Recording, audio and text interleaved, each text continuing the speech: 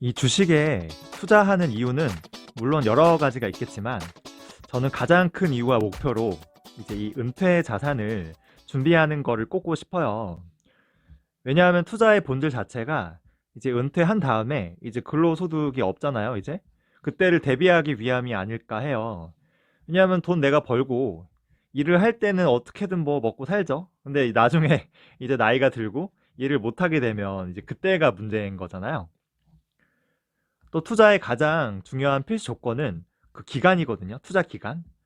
오래 장기 투자하면 할수록 이 복리의 힘으로요. 이 투자 수익은 기하급수적으로 커지거든요. 근데 이제 은퇴하는 그 시점은 보통 이제 수십 년 뒤잖아요.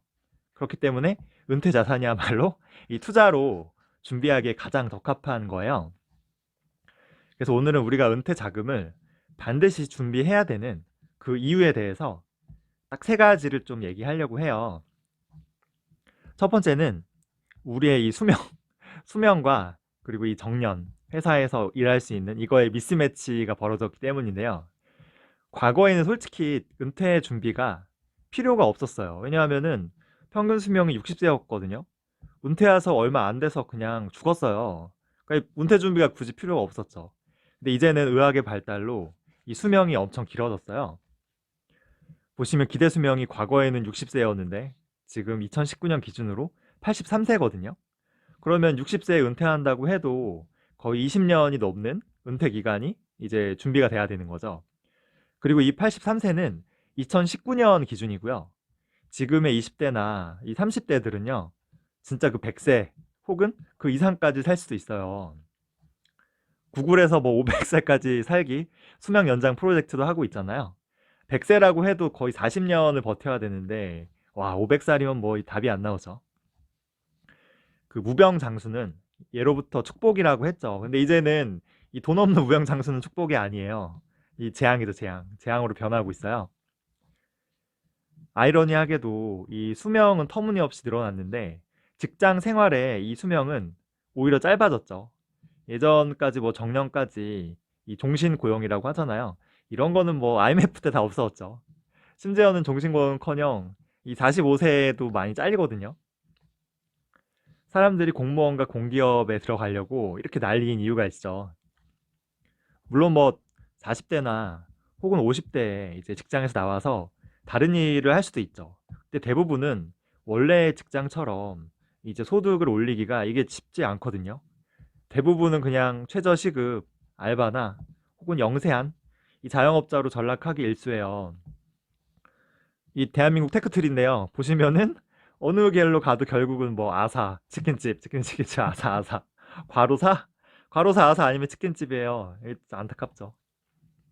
그러니까 정년은 이게 막 불안정해지고 심지어 40대, 50대에서 잘리는 일도 많은데 그 청년들의 이 첫 취업 시기는 자꾸 이게 늦어지고 있거든요.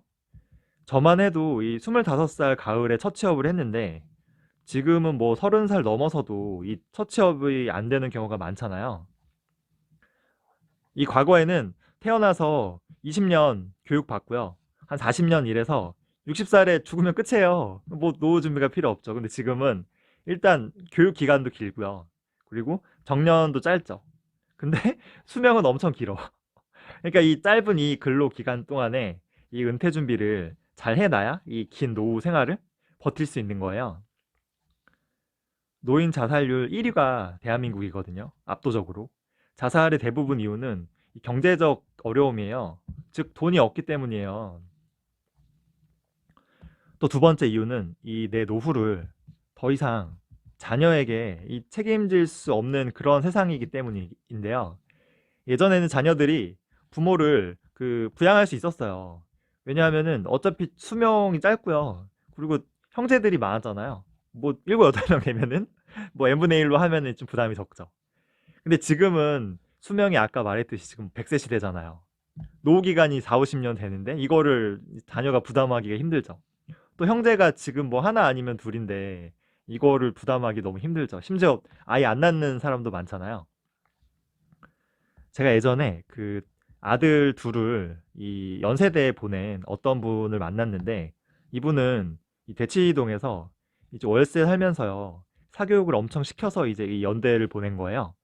근데 아들 둘은 이렇게 연대 보냈지만 본인들의 이제 그 자산은 하나도 없고요. 그리고 자영업자라 이제 국민연금도 없었어요. 본인들의 이 노후 준비는 하나도 안 돼 있던 거예요. 근데 이제 그 아들 연대 다니는 게 평생의 자랑인데, 아, 이 아들 둘은 이 부모의 노후를 책임져야 되잖아요. 야, 얼마나 숨막힐까라는 제가 생각을 했거든요. 부모에게 아무것도 받을 게 없는 사람을 이제 흑수저라고 하잖아요. 근데 저는 진정한 흑수저는 이게 아니고요. 그 부모의 노후를 책임져야 되는 이런 청년이 진정한 흑수저예요.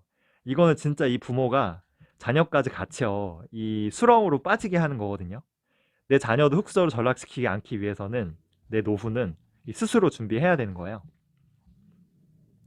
마지막 세 번째는 뭐 국민연금이나 건강보험이나 이런 우리나라의 사회보장이라고 하죠. 이 사회보장 제도가 전망이 밝지 않다는 거예요. 솔직히 개인이 내 노후 준비를 하지 못했다 하더라도요, 이거 국가나 사회가 책임져 주면 괜찮거든요. 북유럽 국가들은 각 개인이 젊은 시절 별로 저축을 하지 않아도요, 노후에 국가에서 나오는 연금, 그리고 뭐 의료보험 혜택으로 잘 먹고 살 수 있어요. 근데 이게 우리나라에서는 절대로 불가능하거든요. 우리나라의 이 국민연금이나 이 건강보험, 이런 사회보장 제도가요, 너무나 부실해요. 정확히 말하면은 지금 부실한 게 아니고요, 미래에 부실해지는 거죠. 도저히 국가가 우리의 노후를 책임질 수 없는 그런 구조로 고착화되고 있어요. 아시다시피 뭐 우리나라는 세계 제일의 저출산 국가인데요. 이 출산율 0.84, 최저치를 홀로 셀프 갱신하고 있어요. 참고로 인구가 3배나 이제 적었던 그 일제시대 있잖아요. 일제시대나 이 6.25 전쟁 시대에도 지금보다는 많은 아이들이 태어났거든요. 이거 진짜 심각한 거예요. 작년에 27만 명이 태어났죠.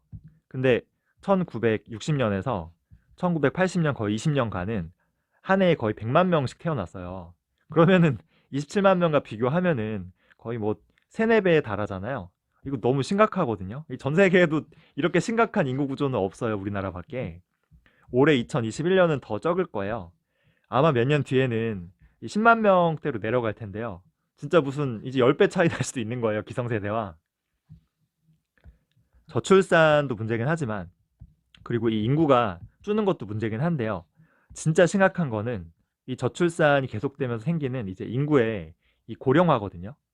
무려 3, 4배, 심지어 미래에는 10배까지 많아질 이 노령층, 이 노령층을요, 이 국민연금, 그리고 건강보험, 그 노령연금도 있죠. 또 군인연금, 뭐 공무원연금 이런 것도 심각하거든요. 주택연금도 있는데 주택연금도 미래에 수십 년 뒤엔 적자가 엄청날 거예요. 이런 사회보장 제도를 다 후세대가 부담을 해야 되는데 이게 그 노인층이 너무 많아지니까 도저히 부담할 수 없는 그런 구조가 되거든요. 보기에도 너무 끔찍해 보이지 않아요? 요 사람들이 이 사람들을 다 감당해야 되는데 이거 불과 20년 뒤거든요. 10년, 20년 더 갈수록 심해지겠죠.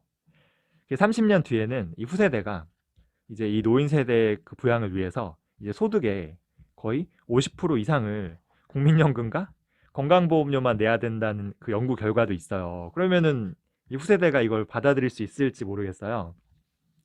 당연히 못 내겠다고 시위하지 않을까요? 왜 당신들 똥을 우리가 치워야 되냐? 그죠? 그러면 야, 닥치고 내라고 할 수밖에 없잖아요. 이게 인구는 정말 정해진 미래예요. 근데 이거 정치인들이 여기에 안타까운 건 관심이 없어. 왜냐하면 이걸 개혁하려면 이 국민들로부터 돈을 더 많이 걷어야 돼요, 정부가. 그리고 오히려 혜택은 더 줄여야 돼요. 근데 많이 걷어가고 그 적게 주는 걸 좋아하는 사람은 아무도 없죠.